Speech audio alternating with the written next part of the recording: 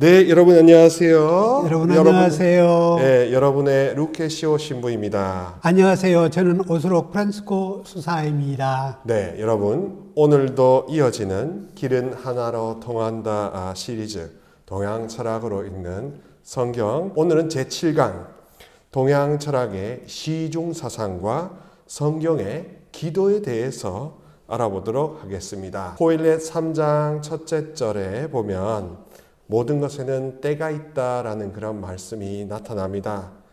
그것을 보면 만사는 타이밍이라는 그런 이야기가 되겠죠. 또 이런 타이밍을 정해주신 창조주 하느님을 높이 기리며 궁극적으로는 경외해야 한다는 그런 가르침을 코일렛 설교자가 해주고 있습니다. 단순히 수동적인 순종을 또 말하지도 않고 있고요. 그리고 능동적으로 정해진 시간, 주어진 시간을 향유해야 한다라는 차원에서 카르페 디엠이라고도 말하죠.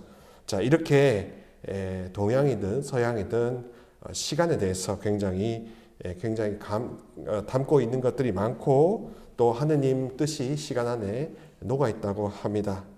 오늘 이 시간에는 그런 시간 속에 있는 이 분별, 식별에 대한 가르침을 동양의 시중 사상과 성경 안의 기도로 풀어보도록 하겠습니다. 수사님, 네. 육아 철학에서는 시간에 대해서 어떤 관점을 가지고 있는지 좀 자세하게 소개해 주시겠습니까? 네. 여러분이 잘 알고 계시는 맹자책에는 다음과 같은 이야기가 전해져 내려오고 있습니다. 공자께서 제나라를 떠나실 때에는 밥을 지으려고 물에 쌀을 담가 놓았던 쌀을 건져 가지고 갔고, 노나라를 떠나실 때에는 내 걸음이 나아가지 않는구나 라고 말씀하셨는데, 부모의 나라를 떠나는 길이었기 때문이다. 빨리 하여야만 할 때에는 빨리 하고, 더디게 하여야 할 때에는 더디게 하며, 머물러 있어야 할 처지면 머물러 있고, 벼슬을 하여야 할 처지면 벼슬을 한 분이 공자이시다 하고 평하고 있습니다. 백인은 성인으로서 맑았던 성지 청자이고, 이유는 성인으로서 세상을 책임지는 성지 임자이며, 유하에는 성인으로서 조화를 이루는 성지 화자인데, 공자께서는 성인으로서 때에 맞게 해나가신 분, 즉 성지 시자이시다 하고 맹자는 성인의 풍도를 지닌 분들에 대해 평하면서, 백이, 이윤, 유하에 같은 분들은 어느 한 부분만 성인의 풍도를 갖추었지만 공자는 성인의 풍도를 집대성하신 분이라고 평합니다. 그 평가 기준이 시중에 있습니다. 공자는 무슨 일을 하시든지 시의적절하게 하셨다는 것입니다. 그러니까 유교에서 말하는 성인이란 그 정해진 흐름, 시간에 굉장히 충실한 그런 사람을 말하는 것이군요. 또 시간이 주는 이런 우주 질서의 의미의 관점에서 굉장히 포커스를 두고 있고, 또 그 안에 있는 윤리적인 목적에 대해서도 관심을 두고 있기 때문에 그렇군요. 그럼 수사님, 시중이라는 말에서 가장 중요한 것이 바로 이 가운데 중자라는 한자인데 왜 시중이라고 하는지 그 이유를 좀 자세히 설명해 주시겠습니까? 예, 우리는 지난 시간에도 중정에 대해서 이야기할 때 중과 정에 대해서 이야기를 나눈 적이 있습니다. 그래서 이 중의 개념에 대해서 지난 시간 했었던 것들을 한번 여러분들이 상기시켜 보면 시중을 이해하는 데 보다 도움이 되리라고 생각합니다. 설문회자에서는 중자는 상하로 막힘이 없이 통한다고 하였습니다. 공자께서 중용의 덕은 지극하다. 그런데 지금 사람들이 이 덕을 소홀히 한 지 너무 오래되었구나라고 하셨습니다. 정자는 위에 공자의 말씀에 더해 주석하기를 치우치지 않음을 중이라고 하고 변치 않음을 용이라고 한다. 중은 천하의 바른 도이고 용은 천하의 정한 이치이다 라고 하였습니다.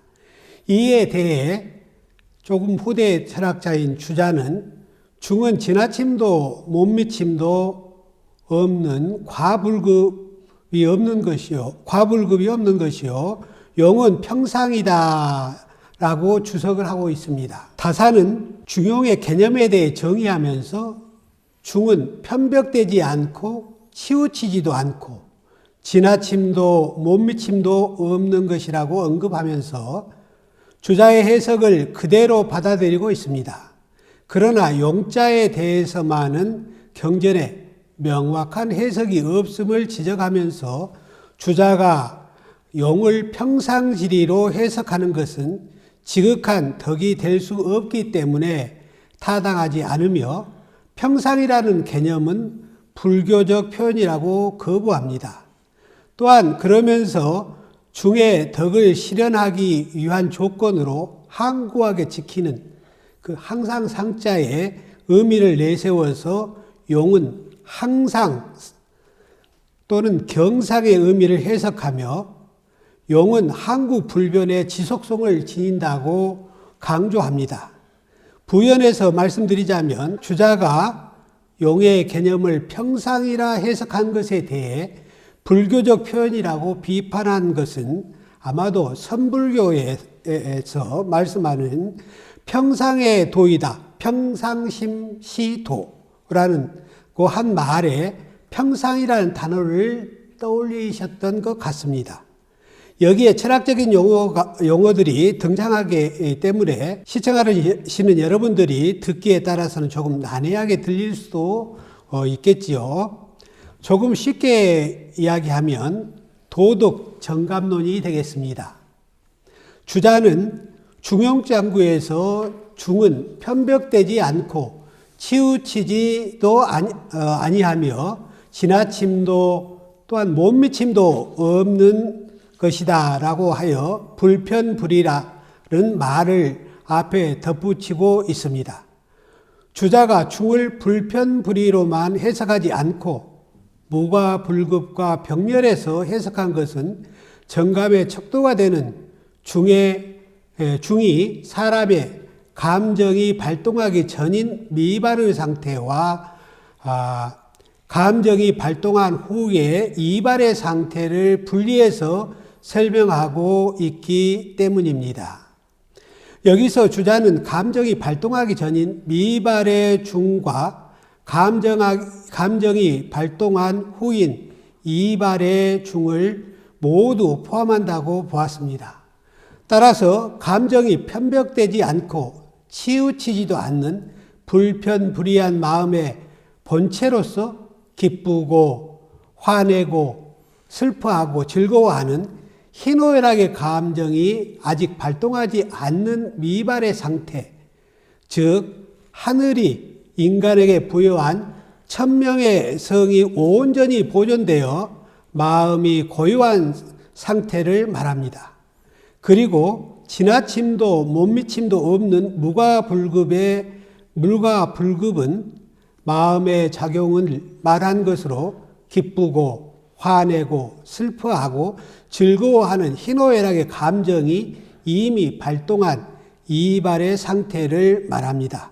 즉 감정이나 일이 모두 절도에 맞아 지나침도 못 미침도 없는 무과불급의 상태가 곧 시중이라고 말하는 것입니다. 부연해서 설명하면 성약에서는 편벽되지도 않고 치우치지도 않는 중을 미발의 중이라 하고 지나침도 못 미침도 없는 중을 이발의 중이라고 해서 즉 시중이라고 말합니다. 네, 그러니까 정리하자면 네. 중이라는 것은 네. 그저 기계적인 가운데, 그러니까 회색지대를 말하는 네. 게 절대 아니라 상하 좌우로 형통한다라는 그런 차원에서 중을 말하는 거군요. 또 이게 인간에게 심겨진 천명과 연관되어서는 그것이 아직 드러나지 않으면 아직 미라고 해서 미발이라고 하고, 그거를 미발의 중, 또 그것이 모두 절도에 맞게 드러나면 그것을 이비기, 그러니까 이비라는 할 때 그 이미해서 이발의 중이라고 합니다. 머리 깎는 이발이 아니라 이발의 중입니다. 그래서 시중이라고 하는 것은 내적으로는 이미 천지 만물과 형통한 상태가 이제 그 제때에 발현되는 것을 의미하는 것이네요. 그러면 시중에서 타이밍의 미학이라 이야기할 때 가장 중요한 요소는 바로 내면의 음성을 듣고 서로 형통한 관계가 이루어지는 것, 서로 형통한 관계를 맺는 것이 가장 중요한 시초가 되겠네요. 수아님, 그러면은 조금 더 이렇게 한자어를 모르시는 분들이 있을 수 있으니까 한자어와 함께 이렇게 써주시면서 좀 시중에 대해서 자세하게 설명해 주시겠습니까? 그러죠. 예. 한자가 아주 생소하실 분들이 많을 테니까요. 예.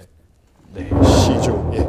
이 때시자에다가 가운데 중자, 그러니까 때에 적절하게 들어맞는다, 이런 말이 되겠죠. 그러니까 공자께서 제나라를 떠나실 때에는 유급하기 때문에 쌀을 건져가지고 밥을 짓면 바로 되는데, 제자는 이렇게 말합니다. 아니, 밥을 지어가지고 바로 먹고 가면 되는데 왜 지금 쌀을 안 쳐놨는데 쌀을 건지라고 합니까? 그러니까 공자는 그런 이야기를 하죠.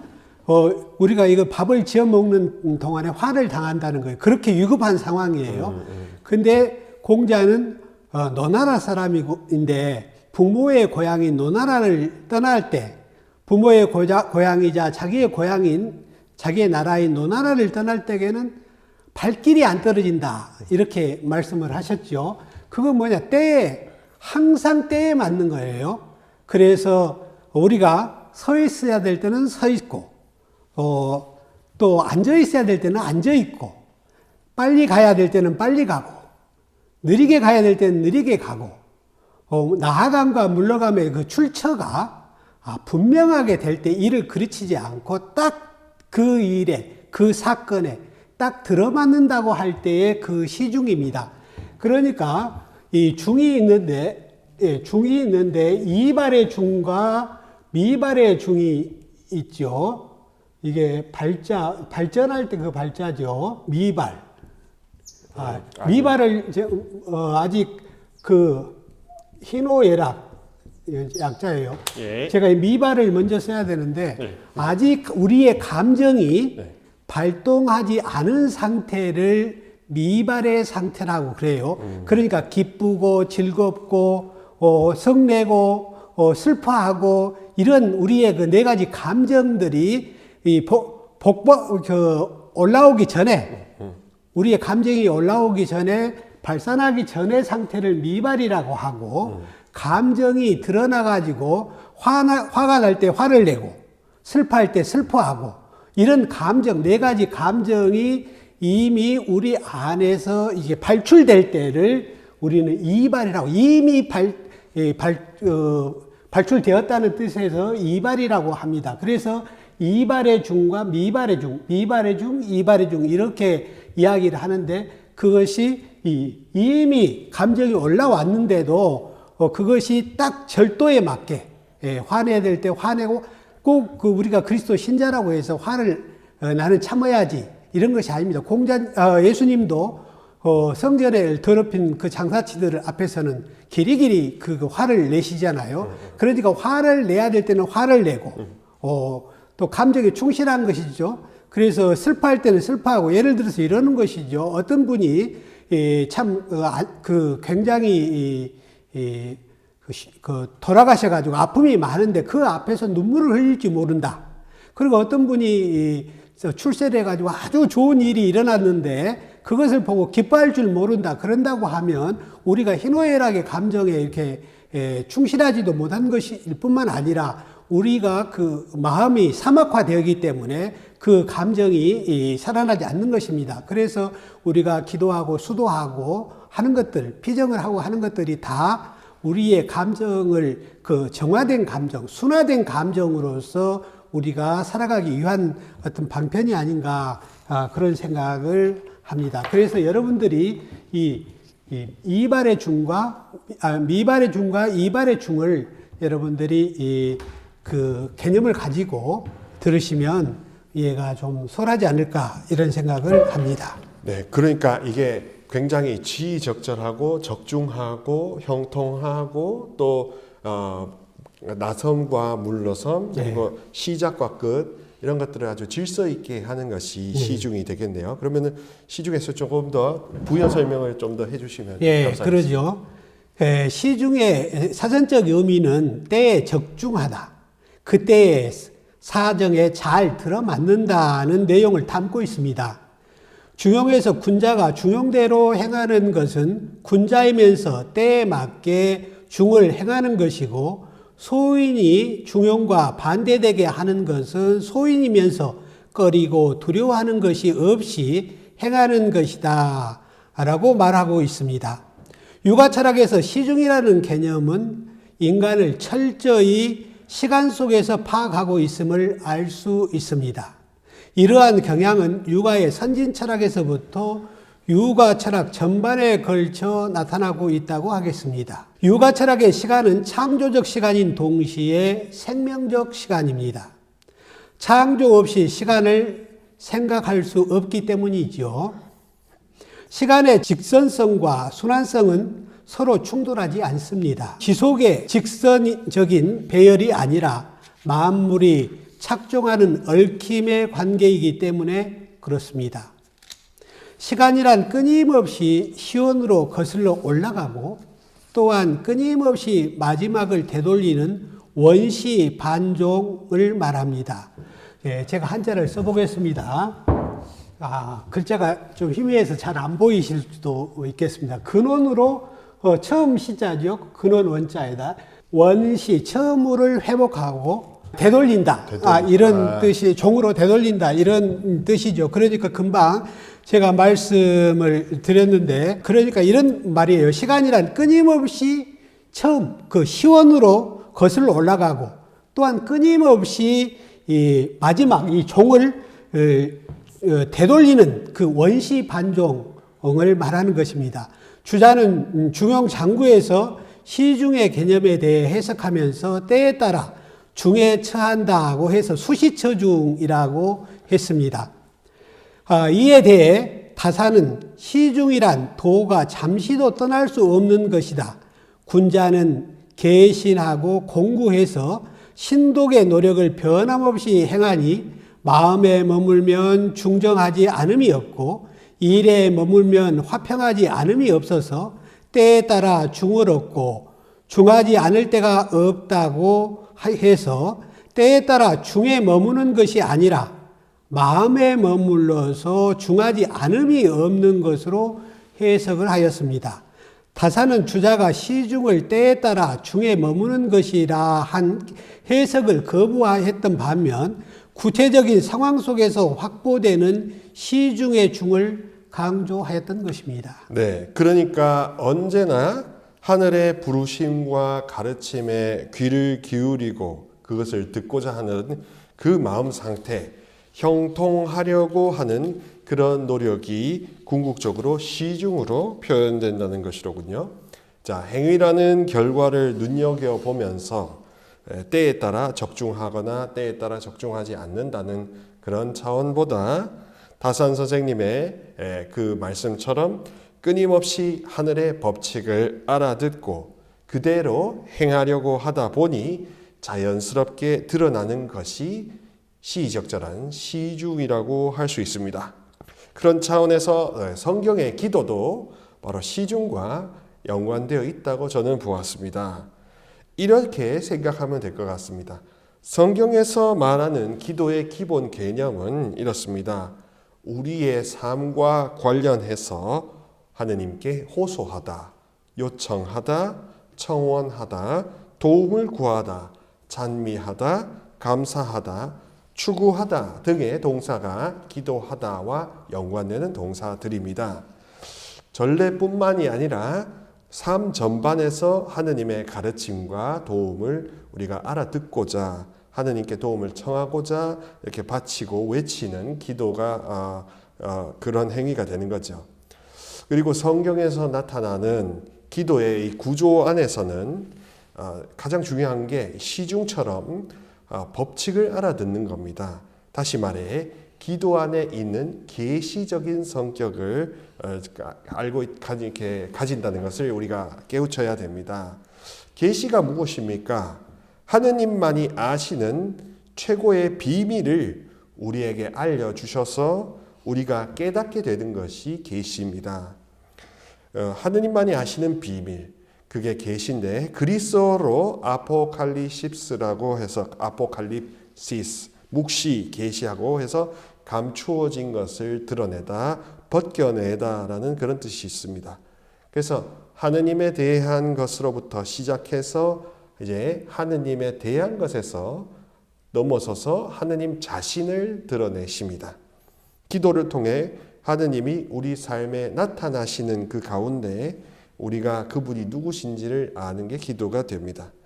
기도는 또 하느님의 법에 관한 정보, 하느님 법은 어떤 법인가에 대한 정보도 알게 되는 정보적 차원도 있고요. 그분의 심정을 우리가 그대로 느끼는 정서적 반응도 함께 나타나게 됩니다. 그래서 기도를 대화라고 하며 우리가 느끼고 생각할 수 있도록 배려하신다라는 그런 차원에서 인격적인 쌍방향 대화라고 하겠습니다. 많은 말이나 지향이나 이런 것들을 쌓고 그분께 닿도록 하는 게 기도가 아니고요. 자신의 영적 유익을 위해서만 하는 것도 기도가 아니고요. 우리 삶 전체를 위해서 바치는 게 바로 그리스도교 성경적인 기도가 되겠습니다. 성경에서 말하는 기도의 최종 수신자는 당연히 성부 하느님이시고 성자 그리스도를 통하여 성령 하느님 안에서 바치는 그런 인격적인 대화, 상호 교환이 바로 기도가 되겠습니다. 홀로 고독한 인간이 아버지께 그냥 막연히 바치는 그런 말의 향연이 아닙니다. 나아가 기도는 자신만을 위하지 않고 자신과 함께 같은 때, 같은 역사를 살아가는 동시대인들을 위해서 바치기도 하고 필요하기도 합니다. 하느님께서는 역사의 하느님, 시간의 하느님, 시중의 하느님이시며 모든 것이 제때에 제자리에 당신의 법과 가르침에 따라 없어졌다가 생겨나고 있었다가 사라지는 그런 법칙에 따라 흘러가기 때문이죠. 그렇게 이 세상을 운행하신다고 보면 되겠습니다. 따라서 신앙 안에서 깊은 기도, 시중에 아주 깊이 있는 지혜를 보게 되면 결국 이런 깨달음을 얻게 됩니다. 모든 것은 그분에게서 시작되어서 또 그분에게로 되돌아간다. 우리가 보기에는 모든 게 다 우연인 것 같아 보여도 사실 하느님 보시기에는 다 그분 계획 안에서 일어나야 되는 필연적인 것이라는 거죠. 또 인격적인 것입니다. 하느님과 내밀하고 친밀한 관계를 맺는 이유가 바로 여기에서 흘러나옵니다. 모든 것이 당신과 분리되지 않았고 또 우리가 모든 것을 분리시키지 말아야 하는 이유이기도 합니다. 시중의 개념 그리고 기도의 개념 가만히 살펴보면 공통적으로 하나의 법칙이 생깁니다. 그 뭐냐 하면 천명 혹은 야훼 하느님의 법칙이 우리 안에 이미 새겨져 있음을 이야기하고 있습니다. 그래서 그 법칙에 순종하고 귀 기울이며 살아가는 이들은 언제나 쓸데없는 오류나 갈등 없이 단순하고 안전하게 살아갈 수 있다는 것이지요. 시편 37편 31절에서 이렇게 말씀하시지 않습니까? 그 마음에는 하느님의 법이 새겨져 있으니 그의 발걸음이 흔들리지 않으리라. 우리가 왜 고난을 겪고 갈등을 겪고 스스로 힘겨워하고 스스로 하느님과 신앙과 삶의 희망을 왜 포기하겠습니까? 우리 안에 이미 주어지고 새겨진 생명의 법, 하느님의 법, 천도 천명에 대해서 힘쓰고 애써서 공부하고 탐구하고 발견하지 않고 한눈 팔고 있어서 그런 거 아니겠습니까? 눈에 보이는 것에만 집착하고 있어서 그렇지 않습니까?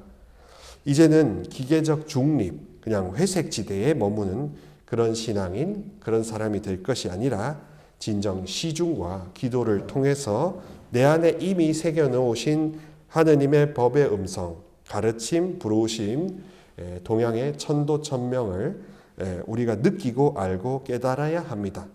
다시금 기도의 계시적인 특성을 가장 먼저 이해하고 되새겨야 하는 부분이 시중과도 연관되어 있습니다.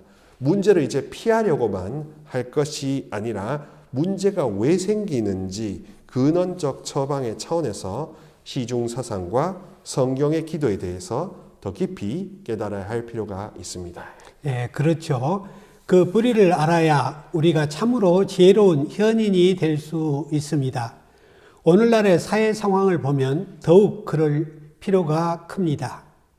오늘날의 사회는 매우 복잡하고 다변화된 사회입니다. 또한 우리는 정보의 홍수 속에 살고 있습니다. 정보가 없어도 문제이지만 정보가 너무 많아도 문제입니다.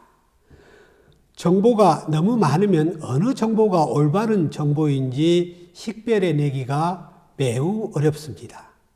따라서 우리가 살아가는 일상생활 속에서 올바른 판단을 하기 위해서는 분별의 능력을 키워야 하고 그때그때의 상황에 꼭 맞는 결정을 하고 실행할 수 있는 시중의 안목을 키워나가야겠습니다. 육아 경전에서 식별이나 분별에 관한 대표적인 개념은 시중입니다. 육아 철학은 인간은 도덕적 존재라는 데 초점을 맞추고 있습니다. 따라서 자신이 처한 상황 속에서 도덕성, 즉 옳고 그름의 시비를 가리는 기준에 의의를 삼고 있습니다. 공자는 매일의 일상 속에서 사랑의 도, 즉 인도의 실천을 강조했기 때문에 시중을 매우 중시했습니다. 그러니까 제가 글씨를 한번 써볼게요. 네, 예. 공자는 이 사람 인도, 사람의 도와 사랑의 도인 인도를 동일시했습니다. 사람의 도죠. 하늘의 도를 천도라고 하고, 천도는 초월적이죠. 하느님의 그 초월하면, 인간 세계를 초월하면 천도요. 인간 세계에 진입해서 우리가 어떤 행동을 해서 선의 결과가 나온 그런 것들이 다 인도입니다. 인도는 사랑의 도, 우리가 공자님은 인이라고 하지만 또 예수 그리스도는 이걸 사랑이라고 하고 또 부처님은 이것을 자비라고 하고 그렇지 않습니까? 그래서 이 사람의 도는 곧 사랑의 도다. 그래서 사람이 사랑을 실천하지 않는 사람은 이 마음이 사막화되는 것이죠. 우리가 어떤 사우디아라비아나 이런 사막지대에 또 광야에 이렇게 가면 나무나 숲이 없고 어떤 초목이 자라지를 못하지 않습니까? 그것은 왜 그럴까요? 하늘에서 비가 안 내리고 또 물이 말라버려서 작물이 자랄 수가 없는 것이죠. 그것을 사막화됐다 우리가 이야기하지 않습니까? 외관상으로 봤을 때. 그러나 우리는 가시적으로 보이는 그 사막화를 보면서도 우리 신앙인들은 내 마음의 사막화는 되지 않았는지 성찰해야 될 필요가 있습니다. 사람은 사랑을 실천하고 사랑을 먹고 사는 존재입니다. 근데 사람이 사랑을 실천하지 않으면 그것은 마음이 사막화된 것이죠. 그래서 우리 육아 철학에서는 인도가 곧 사랑의 도다. 이것을 중요시할 뿐만 아니라 이 시중, 여기 시중이라고 썼잖아요. 때에 적절하게 때에 딱 맞게 할 때 어떤 실수가 없게 되겠는데요. 기도를 하는 이유가 뭐겠습니까? 마음을 맑게 하고 청정하게 해서 늘 하느님의 뜻, 천리에 어긋나지 않게 살려고 우리가 노력하는 것입니다. 그래서 주역에서는 그런 말이 있습니다. 지난 시간에 제가 말씀드렸죠. 점을 가장 잘 보는 것은 점을 안 보는 것이다. 이런 말씀을 하는데 그건 순자가 하는 말씀입니다. 근데 왜 점을 가장 잘 보는 것은 점을 안 보는 것이다. 이렇게 이야기하는가? 하느님의 뜻이 그 천리라고 우리가 동양에서는 이야기를 하죠. 그 천리에 맞게 살려고 하는 사람, 하느님의 뜻에 맞게 하느님의 뜻에 묻고 항상 하느님의 뜻으로 살려고 하는 사람은 점을 안 봐도 그 하느님의 뜻을 실천하고 살게 되겠죠. 근데 자꾸 점을 보고 점에 의지하는 사람은 늘 거기에 매이게 되는 것이죠. 그래서 우리는 다른데 점에 매일 것이 아니라 천리, 하느님의 뜻에 우리가 매여서 살면 되지 않겠는가 이런 생각을 해봅니다. 네, 그렇군요. 그래서 이제 인의에 대해서 굉장히 강조하셨고 어질인자에 대해서 말씀을 해주셨죠. 공작에서 또 이런 말씀을 하십니다. 네. 더불어 함께 배울 수는 있어도 함께 도에 나아갈 수는 없으며 함께 도에 나아갈 수는 있어도 함께 설 수는 없으며 함께 설 수는 있어도 함께 권도를 실행할 수는 없다고 그 논어 자한편 29장에서 이야기를 하고 있죠. 여기서 더불어 함께 배운다는 것은 도를 구하는 것을 아는 것이요. 함께 도에 나아간다는 것은 나아갈 바를 아는 것이요. 함께 선다는 것은 뜻을 독실하게 하고 굳게 지켜서 변하지 않는 것을 말하는 것입니다. 더불어 권도를 행한다는 것은 일의 경중을 저울질해서 의를 합당하게 하는 것을 말하는 것입니다. 여기 이제 권도에 다시 제가 좀 쓰고 이야기를 할게요.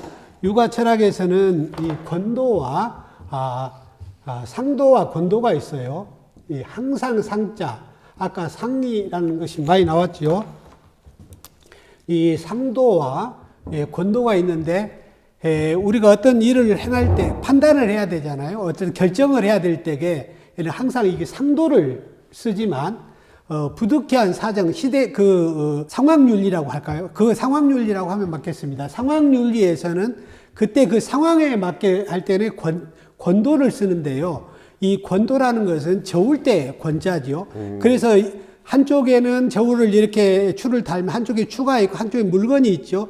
그래서 이게 평형을 이루어서 이제 경중을 하는데 재게 되는데 평상시에는 늘 우리는 상도를 쓰고 상도에 살아가지만 시제 상황과 그 어떤 상황성에 따라서는 이 권도를 쓴다고 하겠습니다. 그때 이 권도를 말하는 것입니다. 모든 일이나 형세는 그때그때 상황에 따라 변하기 때문에 상도만을 고집하게 되면 융통성이 마비되게 되고 또 너무 융통성을 부리게 되면 법질서가 무너지게 됩니다. 그래서 시중이 아주 중요한 것입니다. 모든 국민은 법 앞에 평등하고 법질서를 잘 지켜야 합니다. 그러나 법에 우선하는 법보다 우선하는 것이 있다는 것도 우리는 알아야 합니다. 그것은 바로 사랑입니다. 네, 맞습니다, 수사님. 자, 기도도 하느님의 사랑과 은총을 깨닫고 자신의 한계를 자각하고 인식하는 그 자리에서 출발합니다. 그리고 기도하려면 고정관념이 없어야 되고 시적절한 때 해야 되고 상황에 맞게 해야 되고 그리고 시작감, 끝을 잘 알아차리는 것도 필요합니다. 기도의 시작은 언제나 우리가 하느님 보시기에 하느님 생각하시기에 어떤 심정을 우리에게 지니시는지에 대한 어떤 역지사지의 지혜를 간구함으로 시작이 됩니다. 하느님 입장에서 나를 거꾸로 보는 겁니다. 하느님 입장에서 거꾸로 바라보는 나에 대한 정보 그리고 그 감정에 대해서 계시해 달라고 어떻게 당신이 갖고 있는 비밀이 무엇인지 알게 해달라고 하는 그 단계부터가 기도의 시작이 되겠습니다. 그리고 나아가 그 한계를 넘어서려는 열망과 미래를 향해 열려있는 비전을 끝까지 견지하는 것이 바로 기도입니다. 자신의 기쁨과 고통, 반복되는 때와 이 역사의 주인이신 하느님만 바라보는 것, 그 역사의 사건들을 주님의 시선으로 바라보는 것이 바로 기도가 되겠죠. 역사를 또 초월해서 역사의 주인이신 주님만을 바라보는 것이 바로 기도가 좀 더 업그레이드 되는 길입니다.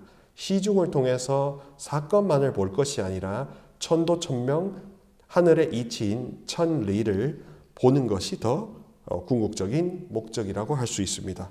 기도의 구심점은 그래서 하느님께 대한 열망, 갈망이 되겠습니다.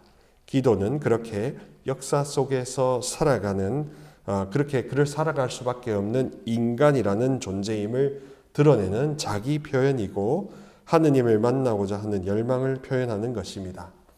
기도의 자기 고백적인 측면에 바로 기도의 시작이 될 것입니다. 저는 이렇습니다. 저는 이렇게 나약합니다. 한계가 있습니다. 이런 문제가 있습니다. 라는 것, 저는 당신 뜻을 모릅니다. 천도천명이 무엇인지 모릅니다. 하는 자기 고백적인 측면이 기도의 시작이 되겠습니다. 또 기도의 자기 개방적 측면, 미래로 인도하시려는 하느님의 이끄심을 시중을 통해서 알아들으려고 하는 것, 언제나 당신이 보시기에 좋은 사람이 되면 좋겠습니다. 라는 게 굉장히 큰 기도의 엔진이 되겠습니다. 그분은 더 마음을 여는 영혼에게 더 자신을 계시해 주시기 때문입니다. 그러니 더욱더 개방하는 영혼일수록 융통성이 높은 영혼이 되고 자신이 가공하고 만들어 놓은 그런 거짓법, 고정관념, 우상, 상도가 아닌 것에서 벗어나서 진정한 상도이신 불변하시는 하느님과 그분의 법만을 찾고 구하고 계시해 달라고 기도해야 하겠습니다. 또 이런 기도에 대한 응답을 얻기 위해서는 무엇보다도 우리가 더욱더 자기 개방적인 영혼이 되려는 영적 열망, 갈망을 마음속에 깊이 품어야 합니다. 감사하게도 그 열망조차 성령 하느님께서 우리에게 거저 공짜 선물로 심어주고 싶어 하신다는 점을 우리가 믿을 필요가 있습니다. 그것을 믿도록 합시다. 성령께서 주시는 가장 귀한 선물은 하느님께 대한 희망입니다. 시편 37편 5절의 말씀이 이 시중사상을 성경적으로 잘 표현해 주고 있다고 저는 생각합니다. 너의 길을 주님께 맡기고 그분을 신뢰하여라. 그분께서 몸소해 주시리라. 이 표현이 맞지 않을까 싶습니다. 네, 하느님의 인도하심에 따라 걸어가는 것이 시중이지요. 또 그분의 음성을 듣고자 귀 기울이는 노력이 식별입니다. 궁극적으로는 주님께서 내 삶의 진정한 주권자가 되시기 위해 우리가 힘써야 할 부분입니다. 네, 그렇겠죠. 수사님 오늘도 아주 옳으신 말씀 감사드립니다. 시청자 여러분 이제 어떻게 보셨는지요? 너무 어렵게 들리지는 않았는지 모르겠습니다. 저희 두 사람이 최선을 다해서 풀어보았는데 여러분에게 영적으로 유익했으면 좋겠습니다. 이 영상이 도움이 되셨다면 구독, 좋아요, 알림 설정, 많은 댓글을 통해 계속해서 길은 하나로 통한다 동양 철학으로 읽는 성경 시리즈와 만나보시길 바랍니다. 그럼 우리 함께 인사드릴까요? 시청자 여러분 안녕히 계세요. 안녕히 계세요. 안녕히 계세요. 감사합니다. 감사합니다.